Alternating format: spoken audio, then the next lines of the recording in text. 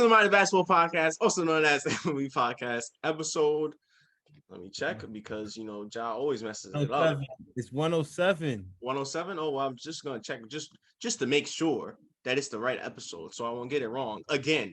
It's 110. I lied. Okay, last episode yesterday was 106. So that means, based off my math, yes, 107. Yes, 107. Finally got it right. 107, Ja. Episode 107. I'm Evan.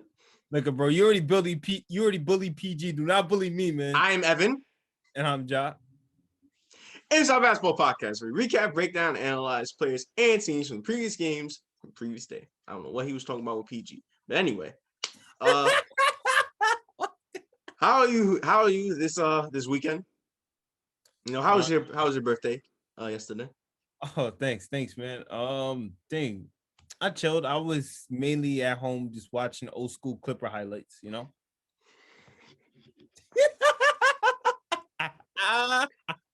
Nobody's gonna understand what you're talking about. So seriously, what was you doing?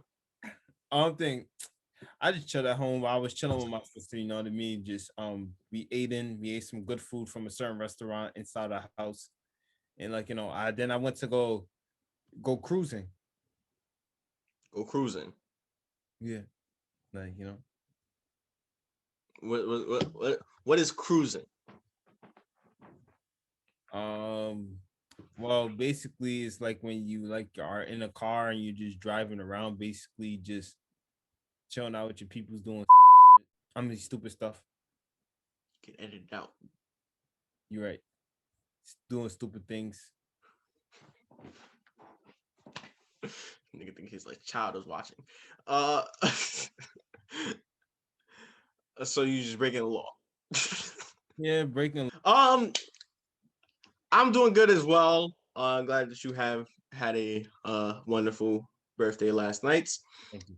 And as for today, you're doing good too? Yeah, I should be. What you mean you should be? I don't think there should be anything wrong with me. What do you mean there shouldn't be anything wrong? I swear, nobody thinks like him. Like nobody has the mindset that you have. And I mean that in everything but positively. You mean it positively. Come on, bro. No, I don't mean it positively. I really don't. Like, not one bit. Evan.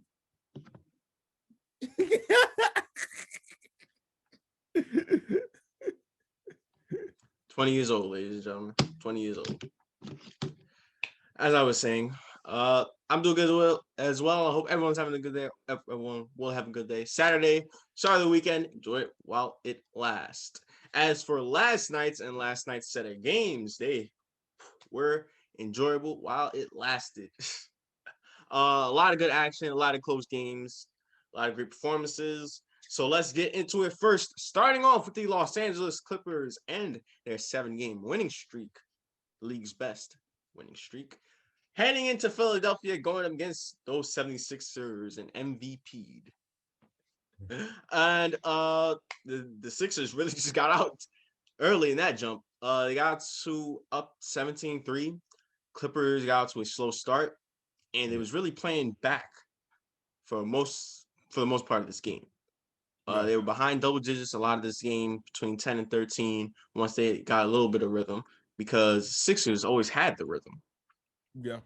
And this is first, second, even a little bit of the third, but you see the tide kind of shifting in the Clippers' favor in that third quarter. And then at the start of that fourth quarter, then the Clippers started to finally get some rhythm. They started to finally get their offense going, led by PG, Marcus Morris, Reggie Jackson. They came to play. They had no Kawhi, so they had to all come to play. Yeah. And this came down to the wire. The Sixers, they were up by 4. Reggie Jackson hits a big 3. Danny Green hits both free throws, and they have a chance to tie the game. A very bad play call, in my opinion, but we'll get into that. Marcus Morris basically ISO tries to get a shot off, 3-pointer. He misses it. and they get the rebound. Sixers get the rebound, and B runs out the clock. That is game. As a result, the 76ers win this game by 3. Well, wait, tell me, hold on. What is Marcus Morris doing with the ball in his hands at that? What? All right, we're just gonna ignore that. But yeah, just good. No. You say what you want to say. Why doesn't PG have the ball in his hands? That's what you want to say, right? Yeah, exactly. And I don't think it should go into any more detail. No disrespect to Marcus Morris. He's a really good offensive player, but he ain't no PG. We've seen and know what PG could do with the ball in his hands in closing moments. He's one of the most underrated clutch players in the league. Now, how does the ball find his hands from PG to Marcus Morris? I don't get that. Well, the ball didn't get to PG's hands. Embarrassing. Well, I guess as the 76ers, that's what you wanted. Well, to me, I'm not even focused on that. I'm focused on what was that play? No movement whatsoever. No screens. Man, I didn't even see, it wasn't a play. I don't know if Tyloo didn't draw a play or he did, and they just did not follow it. Because that was a terrible final possession with the Clippers. A terrible. So you got PG not getting the ball, and 2, the fact no movement. 3, either you can't even tell what they were trying to even do. Were they even on the same Nothing. page? Yeah, You're sitting around like us. If you want to talk about the history of the Clippers right there, that is summed up someone that play right there. One of the many bad plays that they have, it sums up right there. Yeah, that last possession really irked me. But the Clippers did really do a good job getting back to this game. After that slow start, they really did their best. Yeah, man. Because they were down by a lot for almost like all the game until that fourth quarter. Well, until halfway through the third. And was just like what you alluded to, they start to just play better on both ends of the floor. You start to gain more kind of like confidence and everything like that. And like PG being that natural kind of scoring and playmaker that you want at that position. But you got to also give credit because the Sixers were just a better team. They were just a better team this night. And even though they nearly coughed it up again, just like what they did the last game, I do not know what's been going on with them. We're nearly coughing up leads or giving up leads after being up big. No, they weren't up that big in this game. I mean, it was up. Look at bro, they weren't up big, but and again, no lead is safe or comfortable, but they were up a good amount of points in which they should have been able to maintain that until the end of the game. I don't know what went wrong. I don't know what they were doing, but this is the second time, and it's going to eventually be a time where it's going to be where the next game it might happen the third time, but yet they're going to come on the losing end. So they better be careful. I see your point. You say second time. Remember the Lakers early in the year? Yes. This is the one with no Braun, right? Or was that, or were they in Philadelphia? They were in Philadelphia. I think they had Braun. I think Braun was in the game. Yeah, Braun was playing. Yeah, fix the Sixers. They can't let this happen. When you hold on to a lead, you got to keep it. Especially in this modern day, and especially once you get into the playoffs, because you know how momentum just swings in the playoffs. Exactly. All I gotta say is, if you do this again, Embiid, you're not getting my vote for MVP. So you better stop. You gave him his vote. So as of right now, is it safe to say that your MVP, if you had a vote, would be Embiid? Yeah, there's been a lot of great MVP caliber plays this season, but yeah, I think MVP's number. I said MVP. Embiid is number one, despite the break, the 2-3 weeks off that he had. Well, his team is still number one. He came back, continued to be dominant, showed how much he has matured from since last season. Playing way more fun, way more better. He's connected way better with his team because of the fact that the whole system is changing. he's just been beneficial all around. And when you look at the other candidates for MVP, talk about Jokic, you talk about Doncic and stuff, they have gone through a lot of up and downs despite being their best player and putting up numbers and getting that recognition. I don't think there has truly been like a crazy down moment for Joel outside of the injury You mean a down moment? You mean down moment for them, or you mean down moment for their teams? for their team. Okay. Yes, that's true. The Nuggets didn't have the best start off to the season. Yeah. They were kind of in that kind of playing tournament thing. Yep. Mavericks were out, Mm-hmm. bubbling around the 10th and 9th seed. Then Yeah. they started to get it going. But what about Dame? I mean, what he's been doing with the Blazers, and when CJ was out, and how well he was playing with them. Yeah, Dame for sure, but I'm not gonna put him over Embiid. He's close.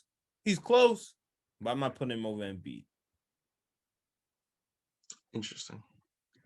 Very, very interesting. Speaking of Embiid, yeah, had himself a great night as we all expect from him. 36 and 14 last night, and he was that go-to guy. He was their lead catalyst, and he helped them beat this Clippers team, snapping their 7-game win streak. All right, on to the later game. The Knicks going up against the Dallas Mavericks. And from the get-go, the Knicks really had it going. Started off hot. One man in particular. We'll get to him in a minute. Luka kind of struggled in that first half, scoring the ball. Passing, not so much, because he was making plays. He had 9 assists at the first half.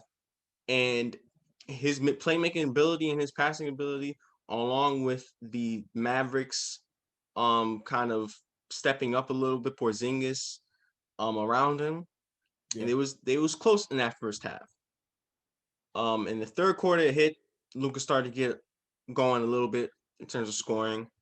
But the Knicks and I'm trying to think about what I'm gonna say. The Knicks and the Mavericks kind of going back and forth. And Luka got it going, but someone just stayed. I guess stayed in the In their motion, in their rhythm. stayed in their rhythm, stayed in their emotions, stayed in their mode. And that was the person that I was alluding to just a few seconds earlier. That man, Julius Randle. Man, did he have himself a game. The Mavericks really couldn't stop them, and they tried. I mean, they double teamed him. Sometimes they put 3 guys just near him, everybody focusing on him. Yeah. And Julius Randle, he's not just great at scoring the ball, he also can make plays passing the ball as well. Yep. And set up his teammates, either setting up his teammates or setting up his teammates to set up teammates. That's what he's really good at. And he really took advantage of that. Mavericks defense, isn't the best. They have a bend or break mentality kind of now. Yeah. But he was able to take advantage of it. It looked like everybody he put on him was a mismatch. He was just really dominating. Yeah, man. He was just straight up balling, and you could see that his performance was like the ignition for the team. The team followed his lead, and they played with that kind of that edge, that intensity, that ferocity that you love to see the Knicks play. And their defense will always be superb and stellar most nights, because there has been some nights in which they've been down, but most nights they have always stick together, and he's been their main catalyst for it. You know what I mean? And he's just been just a bully ball star for them. Yep. Straight up.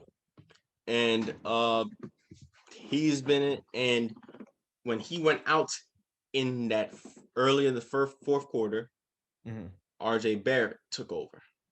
Yeah. And he stepped up while Julius Randle was on the bench getting rest. And this could have been the Mavericks' time to kind of take the lead and push their lead up further, but they couldn't really get into that because defense of the Knicks was great. Yeah. And RJ Barrett was just cooking. And then Julius Randle got back into the game and he stayed cooking. And the Mavericks find themselves trading baskets late when they were down, something that you alluded to a few podcasts ago. That's not what you want to do.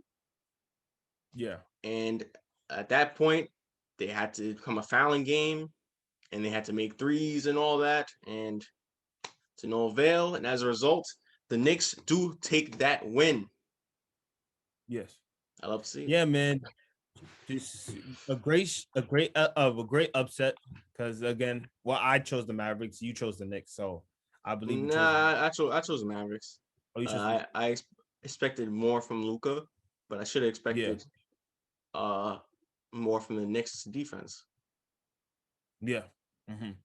But yeah, just a great pull through win. They needed this. They needed this, like, you know what I mean? Because I believe they're in the sixth spot in the East, and like, you know, they really need to stay in that area, especially with the couple of teams that I have also played that I'm gonna get to later today. And like, you know, so they needed this. Let's just say they needed this for sure. Yes, they have needed this, and they have been winning. The Knicks have been winning, and Yeah, they've been playing great basketball. We talked about teams kind of getting hot at the right moment, which is now the right yeah, moment. The Knicks are one of those teams. This yes, win marks their fifth straight win, and this was a road win against a Mavericks team. It was a really good team with Luka, who's an exceptional player, and they yeah, have a great offense. And this was a great test for them and a great win for them. yeah. Just a great job, both of Laura. Yep, I love to see it. All right, other games around the league, a lot of other things that happened around the association. Anything you'd like to go over first? Anything that you'd like to talk about? The first game I like to talk about is the Timberwolves versus the Heat, and this was actually a really good, close, competitive game all the way Perfect. up to that fourth quarter. Um, it started off so well in terms of the Miami Heat. Mm-hmm. Jimmy Butler had it going in that first quarter. He was just straight up getting buckets in that first quarter, especially straight out the gate.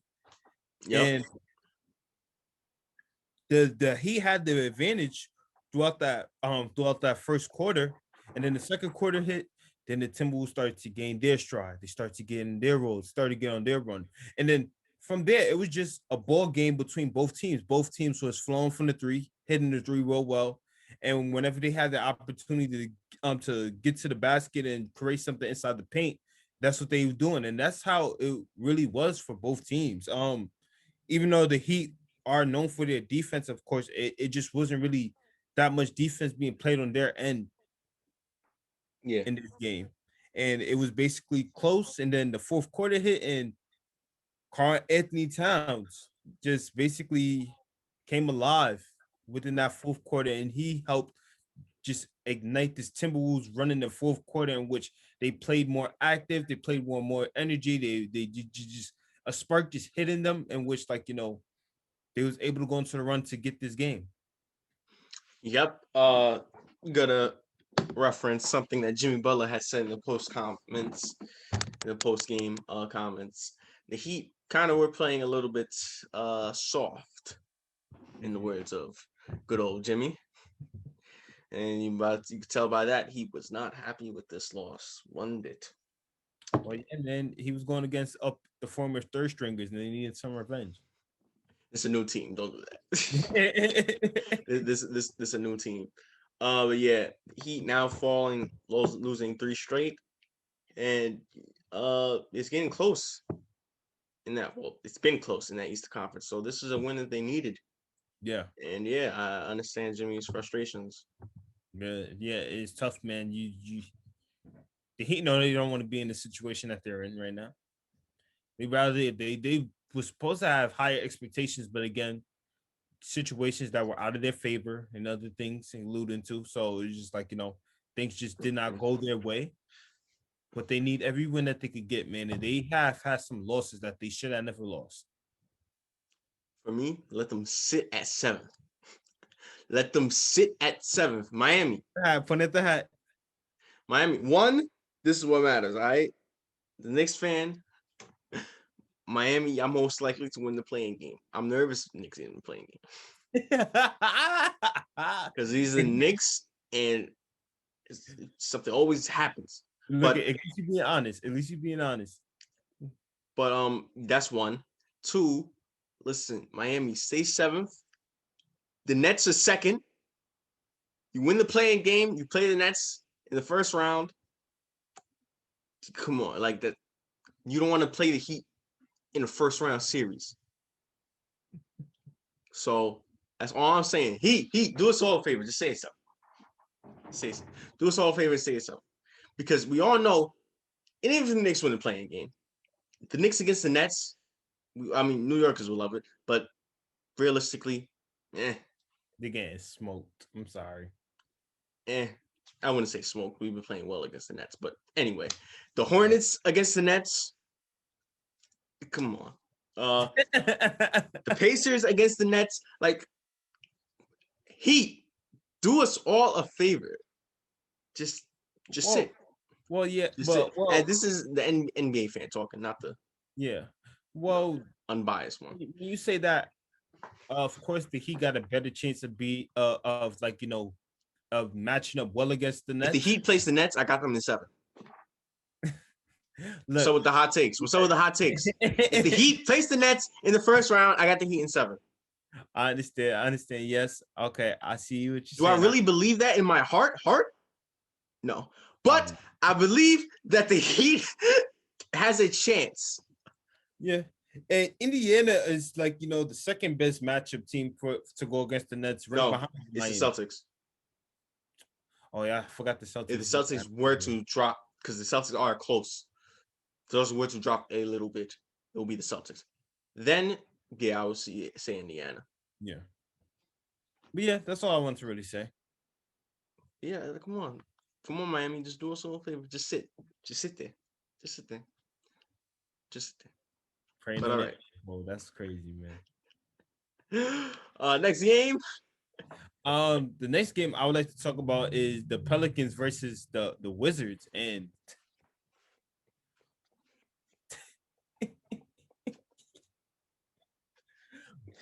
Washington, the Capital, they came out blazing. I'm not gonna lie, the way that they were playing offensively was just amazing. They was playing energetic, high transition, fast break. They was just playing with a fast pace to them, and you can see they just played a lot of life,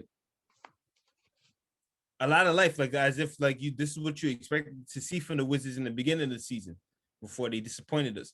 They were just playing so free flowing, high flowing offensively. They just look good. But then the Pelicans started to come back into the game. And then from that point, it started to become more of a ball game in which, even though the Wizards did have the lead for most of the parts, Pelicans eventually found some way to gain the lead within that third quarter. And then it was just basically a ball game. But I want to highlight one person from the Wizards who, and mind you, it's not Westbrook and it's not Bradley Beal. What's his name? Gafford? Yes, Daniel Gafford. Daniel Gafford, man, did he have a game for his career? Oh man, just the execution of play. I'm not even talking about the numbers or anything. Just if you watched the game, you saw the way he played. He was playing with that again with that intense energy, that edge to him. Zion was getting blocked. Brandon Ingram was getting blocked. The whole Pelicans team did not want smoke in the paint. Trust me, because he was all over them in the paint, hounding the ball, just hounding it. And he was just dunked, and he caught a couple of posters too, or he caught a good amount of dunks also. He was really crucial for this Wizards team down the stretch.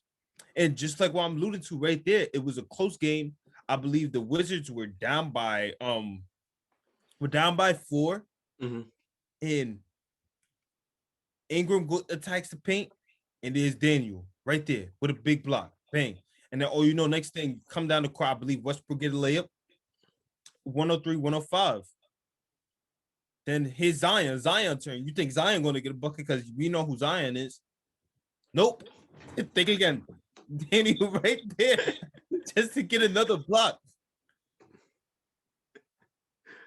And then right back down the court, the Wizards are Westbrook, layup, tie game. Actually, no, I'm bugging. Bradley Beal caught a lob layup to top the game. I'm bugging. And then I believe the Wizards try to I believe they both teams try to convert on their ends, had an opportunity, but they both missed, and as a result, it goes into overtime. And then it was just basically Russell Westbrook and Bradley Beal from there in the overtime period to ice the game for the thing. And don't get me wrong, even though it was still close, I believe I forgot who made the shot before, but they were able to make it a one possession game. But the Wizards were able just to close it out. Yes. The Pelicans had that chance down by 2. There was a half court heave by Ingram. He missed. So yeah. Pelicans win. I was gonna say something, but I'll save that towards the end. Because let's get through these games. All right. And Blazers and Spurs. Blazers Spurs, and this basically was also another close game. Basically became a close contest as the game went on. The Spurs started off well, but then the Blazers being the Blazers, no Dame, and they still came out to play. They was still getting buckets, doing what they had to do, and it basically came down to the wire. But and that's why I really want to allude to. DeMar DeRozan makes a big bucket to make it 106 to, I believe, 103, 102, 103. And do something. Yeah. CJ, and then CJ on the other side is able to make it a 1 point a 1 point deficit for them. And then the Blazers are able to come up with a big time steal. Lonnie Walker just makes a crucial mistake, dribbles right into the opponent. Robert Covington is able to get the ball. He passes it to, I think it was Nurkic. Powell. Oh, huh? Wait, hold on. What's the score? It's 105, 106. It's Powell who gets the layup goaltend. Yeah. He get the goaltending layup. Yes. He gets the goaltending layup. Then the Spurs has multiple opportunities to make a shot to give them back the lead and take the game. And they just couldn't convert. Oh, man. Credit to the Blazers doing all this without Dame. But man, the Spurs are really lucky that the Pelicans and the Kings suck. They're really lucky. Yeah, man. I don't know what's been going on with the Spurs, man, but they look at, man. This is the home stretch. This is the home stretch for a lot of teams, and it's not just them. We're not just calling out them like that, because let's be honest, there's been a lot of teams who are in this situation that need to understand this is the home stretch, and you cannot be losing games. You just played against a team that already basically has the six spot solidified right now in the Western Conference. Correct? There is not for now, but they have it. They have it for sure, and you just haven't been on a win streak. You've been losing a lot of games where we felt like could not went your way, and it's not the time. You went from being the 7th seed to now being in the 10th seed, and you got to fix up. You got to fix it up. Yep. Spurs got to figure out what's going on there. Yeah. Pop ain't happy. No, that's for sure. All right. Some news. More a lot about the Jazz. First, it was announced the Jazz have a new I guess how do you say it? Owner, like not owner, stock owner? Like someone is a part owner with them, or someone has brought shares. Yeah. Owns a part of the Utah Jazz. Yes, someone owns a part of the Utah Jazz. That man is none other than, of course, one of the greatest players to play this game. One of the greatest shooting guards of all time. Flash, D-Wade himself, Dwayne Wade, is now a minority owner of the Jazz. I believe so, yes. Yes. He has a stake in the Utah Jazz now. And he says that he wants to be more of an active role with the Jazz and more of a financial, businessman. So yeah, him and Donovan Mitchell more closer now. It's kind of been his mentor, kind of been how he's modeled his game off after doing Yep. away. So Hmm. yeah, Yeah. So yeah, it's a win for both sides. Mentor mentee relationship between D Wade, Donovan Mitchell. No, like you don't like to allude to him as it, but I say he has a lot of like that young flash in him. I see it Um, now. I don't know how you didn't see it before, but I didn't. Listen, sometimes we compare a lot of people to a lot of other people, Yeah, I and I don't understand. know. I understand. Maybe I had a bad day that day. I understand that, but like, come Maybe I on, just need to see it. just look at the movements, the movements and stuff. It looks so similar.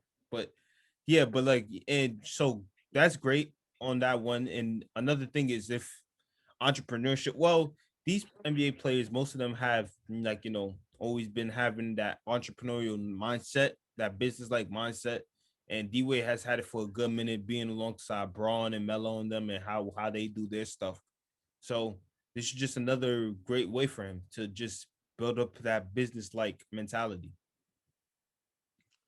Yeah, wish all the best to D Wade. See how it goes. Yeah. Um, on any part of the Jazz. Unfortunate news for the Jazz. In their early afternoon game against the Pacers, in which they won, hopefully come back. Donovan Mitchell in that third quarter did roll his ankle and left the game, did not return. Fortunately, X-rays came back negative. Yeah. But we will have further information on what it is and how long he will be out. Obviously, we know how much of a blow that will be if Donovan Mitchell is out for a long period of time. Yeah. He's the star of the Jazz. He's their leader. He's their best player. Even though they have proven that they can win, at least somewhat without him, Yeah. they don't get far without him. Yes, they do not. Just like what we always allude to, Donovan Mitchell has been their star since his rookie season, Yeah. and that came on so unexpectedly. But he's been their star, and he's been obviously defensively. We know who's their anchor, but offensively, which is the most important part of the game, in my opinion, and not even in my opinion, it should be the most important part of the game. How you gonna win games? But yeah, he's been that offensive anchor. They follow him. He's their closer. He's their best player. He's their most clutchest player. Like, the things that he could do on the court, he leaves a really big impact compared to everyone else on that team. Yeah. It sucks. That sucks for him as him personally and him his career if he's out for extended time because he's been playing great basketball this year and he has that chip on his shoulder. He wants to prove to everybody what he already knows and that Yeah. he's a superstar and that he can lead this team to big things. So that just sucks. Yeah. Um, hopefully it's nothing. Hopefully it's just regular sprained ankle Yeah. and he'll be back soon. Hopefully. That's all you can hope for. Yes. Hope for. Yeah. I heard that offensive thing. I kind of disagree, but we'll save it for another time. Wait. You talking about with him being an offensive anchor? No, What you talking about? offense is the most important part of the game. Bro, you cannot win games without getting buckets. Yep, that's why the Blazers have 3 chips. All right, going on to predictions for tonight's games.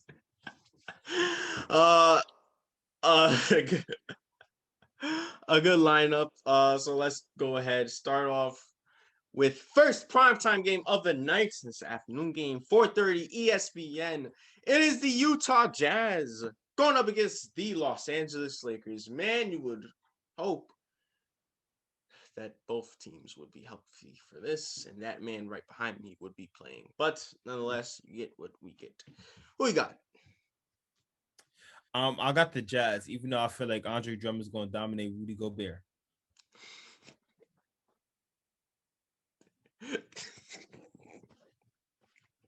I know it was uncalled for, but yeah, I just wanted to say that. Come on, man. Leave that man alone. Leave that man alone. Yes, I could leave him alone, but come on now. I'm not bullying him. I'm not picking up. I'm just giving my opinion. You're not. But I just heard so much Rudy Gobert slander, like by him just doing nothing. So I kind of defend him. I ain't make the All-Star team. Let me stop. First of all, I'm gonna cut stop. that out. I'm gonna cut that out. I'm gonna cut that out. Yeah. What the fuck is wrong with you? Fast forwarding to the 8 o'clock game. Shut up. The Pistons going up against the Wizards. Who you got? Wizards. Wizards. The Cavs going up against the Bulls. Cavs. Bulls. Next primetime game of the night, ABC 8:30. The Golden State Warriors, led by Steph Curry, going up against the Boston Celtics, led by Tatum and Brown. We got Boston. They got the high hand now. Even though Warriors, do me a favor, please. Do me a favor. Do me a favor, because the Knicks are 6th seed right now, and well, speaking of the 3rd seed, the Milwaukee Bucks going up against the Memphis Grizzlies. Bucks. And lastly, the San Antonio Spurs going up against the Phoenix Suns. No Robert Horry. Yeah, I think we know who we got with this matchup. Yeah, Phoenix. But all right. I think it's time to wrap things up. Real quickly. Tomorrow's episode will be 11 o'clock. Tomorrow's episode will be 11 o'clock. Sunday's games, there are 2 1 o'clock games. So be aware of that. Tomorrow's episode, 11 o'clock. But that's not the final thoughts that I wanted to give. Russell Westbrook has been playing out of his mind recently. Oh yeah, we all knew this. That's not a surprise. And not just regular triple-double Russell Westbrook. He had that one game against the Warriors where he wasn't scoring as much. But besides that, he has been the Russell Westbrook. And the Wizards have kind of been playing a little bit better, now that I think about it. And when I look back at the standings, with the Raptors win last night, the Bulls loss, and the Wizards win, they have the same amount. They have the same record, or the same amount of games back. Mm-hmm. But the tiebreaker is the Toronto Raptors. They are the 10th seed as of right now. Yeah. Well, you talk about Westbrook, and I could say, like, I constantly alluded it to you. But before Bradley Beal went out with his injury, I said, and the Wizards went on that bad streak. I did say the only way that the Wizards could truly, honestly win ball games is if Westbrook is playing at a high level in which he's putting up over 25 a night. Because you cannot have him putting up 18 while Bill's putting up 30 and expecting to win. It just doesn't go. Westbrook impact value shows in its numbers when they're at a certain level. And you clearly see it. But yet the thing is with Westbrook, I all those times, I feel like there's something different though. He's doing what we know what he could do, but I feel like he's doing it in a way in which, all those criticisms and stuff we always gave about him about not making the right decisions, the right plays, or doing certain things or making up. I feel like he's not doing that anymore. I feel like he's really fixed that up a little bit. I know he's doing it on the Wizards, so it don't mean much. But I feel like he has made some kind of sacrifice in doing that more. Of course, he's still their best player, and he's still going to, of course, when outside of Bradley Beal, whenever he feels like he wants to take the last shot, he has the opportunity to make it. The teammates won't bug him, but I feel like he's bringing more new life into this team. He's making better decisions, the right passes and stuff like that, and he's just overall making his teammates way more better. Yeah. I just wanted to give credit to Russell Westbrook. I feel like he has been playing some great basketball as of recently. But real quick, who's taking that 10th seed? I still got the Bulls taking that. Still got the Bulls coming back and winning those games, even though Yeah, they've been playing again, it's going to terrible still. basketball. Yeah. Oh wait, hold on. You said time out. Levine is out, right? Levine's gonna be out for a good amount of games, right? Just a few games. A good amount. Yeah, I don't know how long. No, they need them. Forget it. I'll take it back. I got the Wizards. I mean, there's still like 18 games left in the season. Still 18 games left in the season, and they at the 10th seed. They need everything. Yeah, no. Correction, they at the 11th seed. Yeah, I got the Wizards. I changed my mind. I got the Wizards.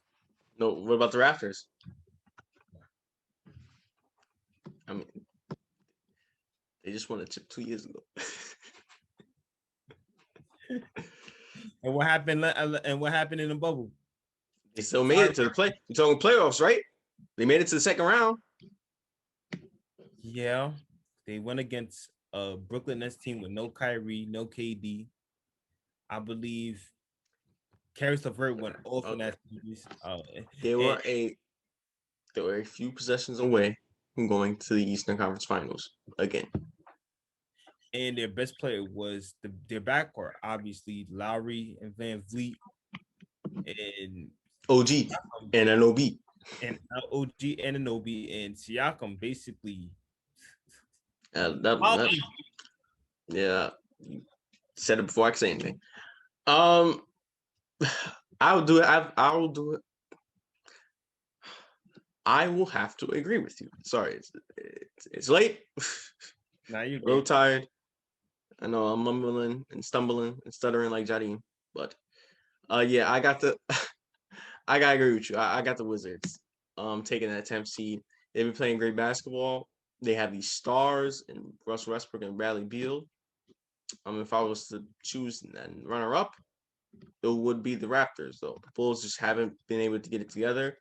Beal Levine's missing these games, and I think that's going to be crucial. Yeah. And I don't know if they're going to get it together in that amount of time. But who knows? We shall see. All right. That being said, thank you guys for watching today's podcast. Make sure to tune into tomorrow's podcast. Make sure you like, share, and subscribe. And also follow IG down in the description below. And once again, I am Evan. I'm Ja. This is the Mind the Basketball Podcast.